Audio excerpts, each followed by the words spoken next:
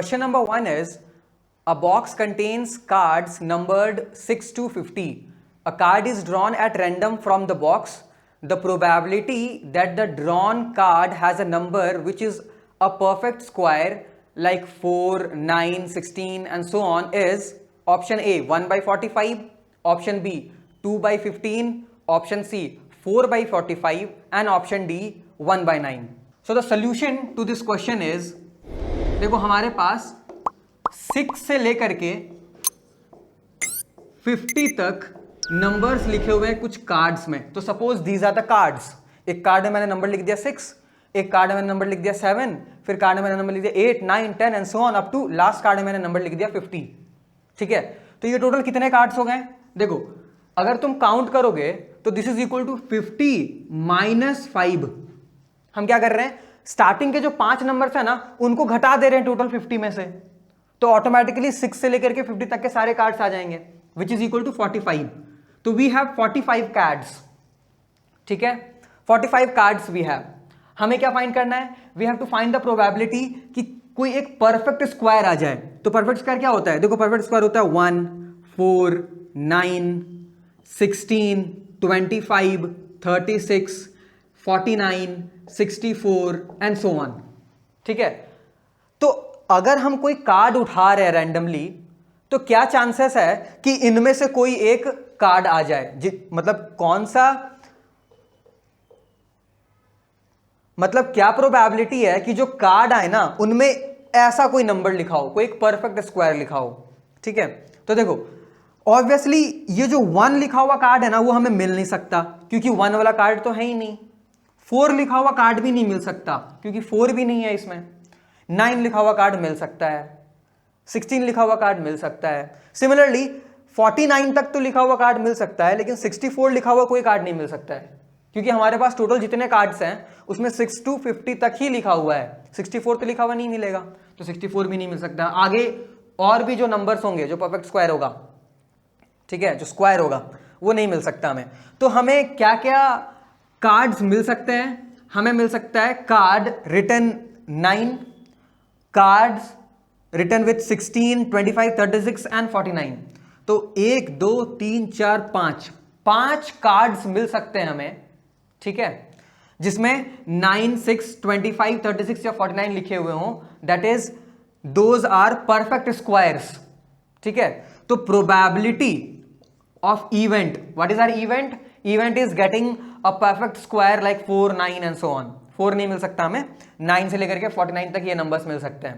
So probability of event is number of favorable outcomes divided by total number of outcomes. तो number of favorable outcomes कितने हो गए? 1, 2, 3, 4, 5 outcomes favorable है, divide by total number of outcomes कितने हैं? total number of outcomes अगर हमने निकाला 45 है, 45. So the answer will be 1 by 9. Okay. So the correct option is option number D, 1 by 9. Question number 2 is, in a circle of diameter 42 centimeter, if an arc subtends an angle of 60 degree at the center where pi is equal to 22 by 7, then the length of the arc is. Now let us discuss the solution of question number 2.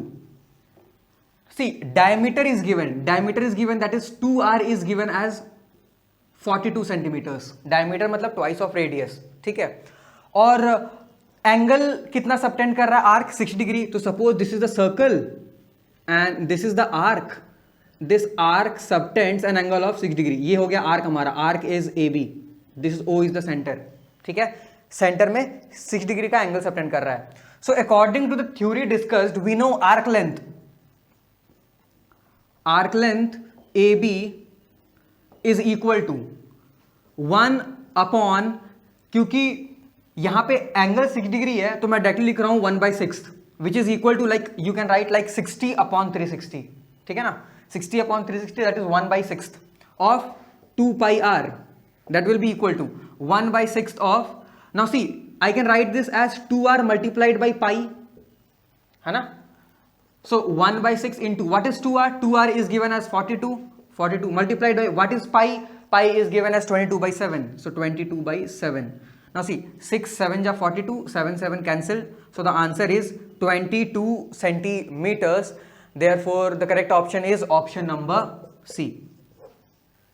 Question number 3 is, if sin theta is equal to x and sec theta is equal to y, then tan theta is, option number A is xy, option number B is x upon y, option number C is y upon x, and option number D is 1 upon xy. Now let us discuss the solution of this question. Now see, sin theta is given as x and sec theta is given as y. So if sec theta is given as y, we can write 1 by cos theta is given as y, and from here only we can write cos theta will be equal to 1 by y, है ना?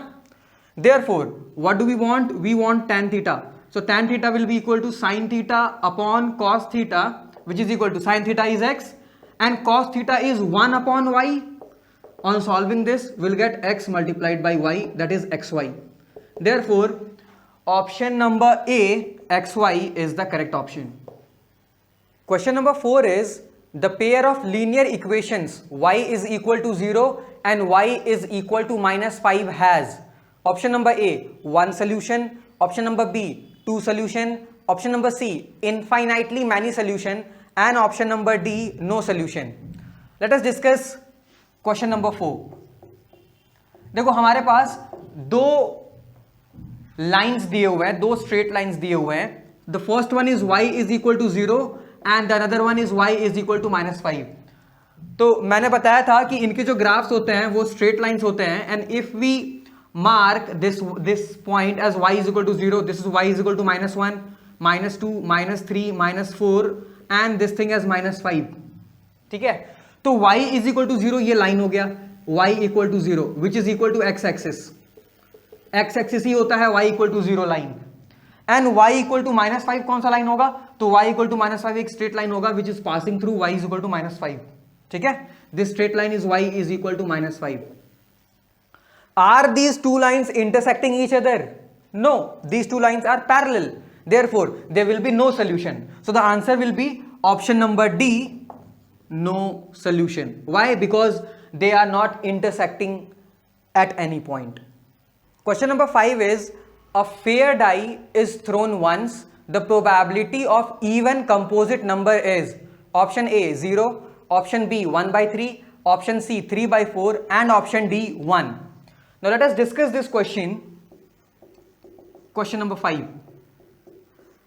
एक fair die को throw कराया गया हमें, ठीक है, तो हमें प्रोबेबिलिटी फाइंड करना है इवन कंपोजिट नंबर आने की. तो हमारा इवेंट क्या हो गया? इवेंट हो गया getting a composite number, getting a even composite number. ठीक है, getting a even composite number. Even composite number क्या क्या होते हैं? देखो, इवन कंपोजिट नंबर होते हैं 4 और 6. जब हम एक डाई को थ्रो करेंगे तो कौन कौन से नंबर मिलते हैं हमें? जब एक डाई को थ्रो करते हैं तो 1 2 3 4 5 एंड 6, ये सारे आउटकम्स आते हैं हमारे पास. इनमें से इवन कंपोजिट नंबर क्या है? इवन कंपोजिट नंबर सिर्फ 4 और 6 है. Note that 2 is not even composite number. ये एक इवन नंबर जरूर है लेकिन कंपोजिट नहीं है. 2 इज अ प्राइम नंबर. ठीक है, देयरफॉर प्रोबेबिलिटी क्या आ जाएगा? Probability of event will be number of favourable outcomes. Number of favourable outcomes are 2, 4 and 6.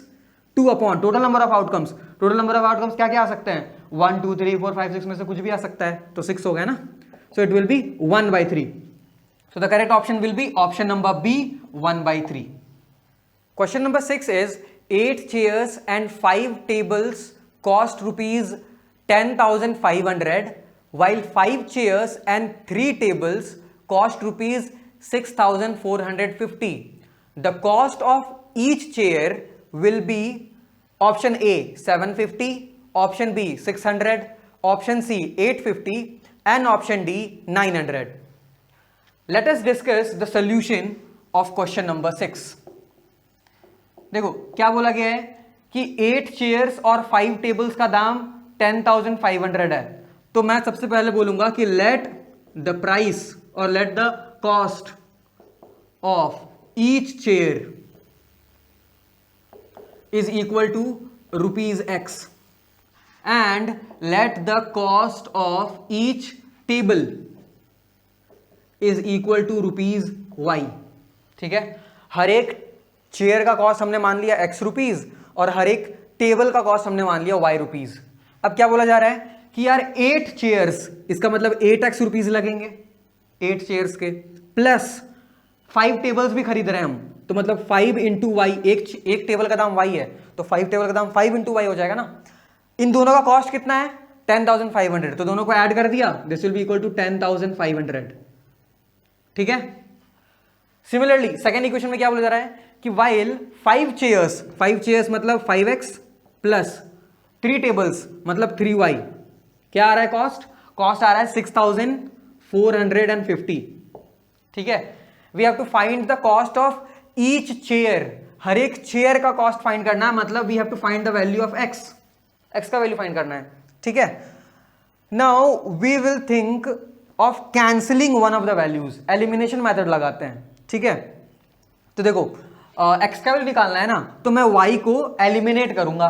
तो y को कैसे एलिमिनेट किया जाए भाई, देखो पहले इक्वेशन को ना मैंने 3 से मल्टीप्लाई कर दिया और दूसरे इक्वेशन को मैंने 5 से मल्टीप्लाई कर दिया, तो जो न्यू सेट ऑफ इक्वेशंस आएंगे हमारे पास वो क्या हो जाएगा 8 3 जा 24x प्लस 5 3 जा 15y इक्वल टू 10,000 को 3 से मल्टीप्लाई करेंगे तो 30,000 हो जाएगा, और 500 को 3 से मल्टीप्लाई करेंगे तो 1500 हो जाएगा।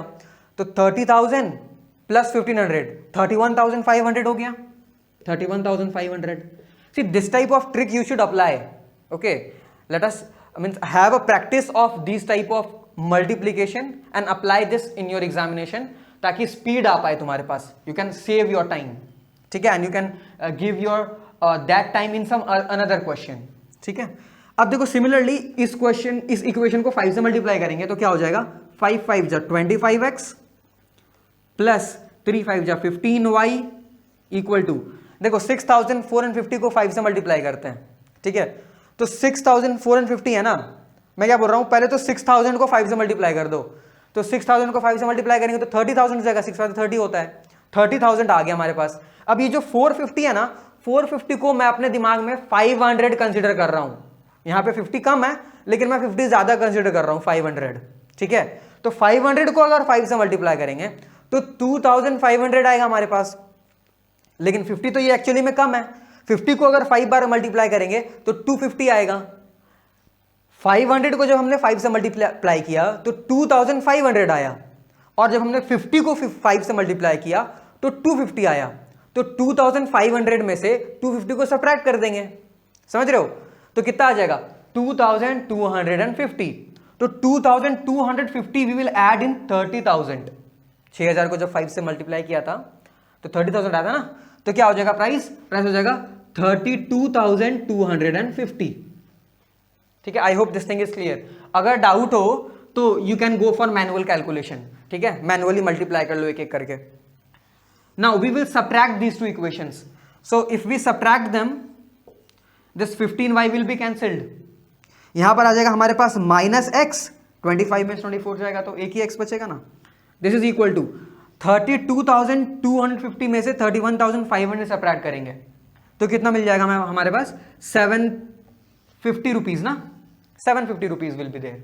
ठीक है, सो x का क्या वैल्यू आ गया, और sorry with a negative sign भी तो आएगा, 750 with a negative sign, so this minus and this minus will be cancelled, so we are getting x is equal to 750. Therefore the correct option will be option number A, that is rupees 750. Now question number 7 is, if cos theta plus cos square theta is equal to 1, the value of sin square theta plus sin to the power 4 theta is option A -1, option B 0, option C 1 and option D 2. Let us discuss the solution of this question. So question number 7 solution. देखो क्या दिया हुआ है कि यार cos theta plus cos square theta is equal to 1 है, और हमें फाइंड क्या करना है, हमें फाइंड करना है sin square theta plus sin to the power 4 theta की वैल्यू। तो मैं इसे ऐसे लिख सकता हूं कि यार cos theta will be equal to 1 minus cos square theta, है ना। मैंने इस cos स्क्वायर थीटा को राइट हैंड साइड शिफ्ट कर दिया, you can say like that. ठीक है, तो 1 माइनस cos स्क्वायर थीटा। अब हमें पता है कि यार 1 माइनस cos स्क्वायर थीटा तो sin स्क्वायर थीटा होता है, तो sin square theta is equal to cos theta हो गया। ठीक है, अब यहां पर ये क्वेश्चन दिया हुआ है, इसकी वैल्यू फाइंड करना है हमें, तो मैं क्या बोलूंगा, यहां पे ना साइन स्क्वायर थीटा की जगह पुट कर देते हैं कॉस थीटा, ये आ गया cos theta.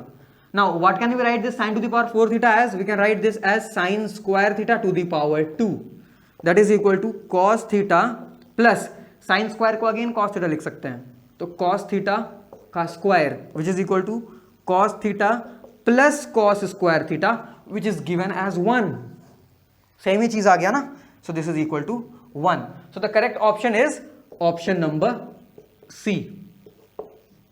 Now question number 8 is the decimal representation of 23 upon 2 cube multiplied by 5 square will be option A terminating, option B non-terminating, option C non-terminating and repeating, option D non-terminating and non-repeating. Let us discuss the solution of this question. Question number 8 solution. देखो number क्या हमारे पास, number है 23 upon 5 cube, sorry 23 upon 2 cube multiplied by 5 square. So we can multiply this number with 5 in the numerator and denominator to get the number 23 multiplied by 5 divided by 2 cube multiplied by 5 cube. अब देखो denominator में हमारे पास क्या आ गया, 2 cube into 5 cube आ गया ना, we can write this number as 23 multiplied by 5 divide by 2 multiplied by 5 to the power 3। देखो 2 multiplied by 5 10 होता है, मैंने थ्योरी में बहुत अच्छे से बताया है, divide by 10 to the power 3। If we have 10 to the power any number, 10 to the power n type of number in the denominator, this simply represents a terminating type of decimal expansion, so the correct option will be option number A, that is terminating. Question number 9 is the LCM of 2 cube multiplied by 3 square and 2 square multiplied by 3 cube is, see जो numbers है हमारे पास वो है 2 cube multiplied by 3 square and 2 square multiplied by 3 cube, इनका LCM निकालना है। इसका मतलब हमें इनका मल्टीपल्स लेना पड़ेगा, LCM में M आता है ना, LCM, M means multiples, so we have to find the multiples of these numbers. So multiples कैसे फाइंड करते हैं, we multiply them, उसका टेबल पढ़ते हैं, तो इस नंबर का टेबल पढ़ना पड़ेगा, इस नंबर का टेबल पढ़ना पड़ेगा, तो टेबल नहीं पढ़ते हैं, ठीक है, हमने फंडामेंटल थ्योरम ऑफ अरिथमेटिक पढ़ा है तो उसका डायरेक्ट यूज करते हैं। तो मैं क्या बोल रहा हूं, देखो इन दो नंबर को सेम बनाना है, कब तुम सेम बना सकते हो इन दो नंबर को, तो यहां पर हमारे पास 2 क्यूब है, यहां पर 2 स्क्वायर है, that means there is lack of 1 2 here in the second number, यहां पर एक 2 की कमी है, तो मैं क्या बोलूंगा यहां पे एक 2 से मल्टीप्लाई कर दो ताकि दोनों जगह 2 क्यूब आ जाए, ठीक है, और ऊपर वाले नंबर को किस चीज से मल्टीप्लाई करना पड़ेगा ताकि दोनों नंबर सेम आ जाए। देखो यहां पर 2 क्यूब है ना, यहां पर 2 से मल्टीप्लाई करने के बाद 2 क्यूब आ गया, यहां पे 3 क्यूब है, यहां पे 3 स्क्वायर है, इसका मतलब there is a need of multiplying this number with 3। तो अगर हमने इसको 3 से मल्टीप्लाई किया, इसको 2 से मल्टीप्लाई किया, तो जो नंबर आया हमारे पास वो सेम नंबर आ गया, these two are equal numbers, ठीक है, मैं ऐसे कर दे रहा हूं ताकि ये पता चल पाए कि अब ये दोनों नंबर इक्वल है after multiplying this first number with 3 and multiplying this second number with 2। अगर ये दोनों नंबर सेम आ गए, इसका मतलब अगर मैं इस नंबर का टेबल पढ़ रहा हूं 3 टाइम्स और इस नंबर का टेबल पढ़ रहा हूं 2 टाइम्स, तो जो मुझे नंबर मिल रहा है वो सेम नंबर मिल रहा है। इसका मतलब इसका टेबल पढ़ने पे तो मुझे इसका मल्टीपल मिल रहा है, इसका टेबल पढ़ने पर मुझे इसका मल्टीपल मिल रहा है, और वो दोनों मल्टीपल सेम आ रहे हैं। सो this is the lowest common multiple. तो एलसीएम क्या हो जाएगा, इन दोनों नंबर का एलसीएम, इन दोनों में से कोई भी, दोनों तो सेम ही है ना, तो सेम ही नंबर हो जाएगा। तो suppose this is 2 cube multiplied by 3 cube, ठीक है, so 2 cube into 3 cube is option number C. So this is our correct answer.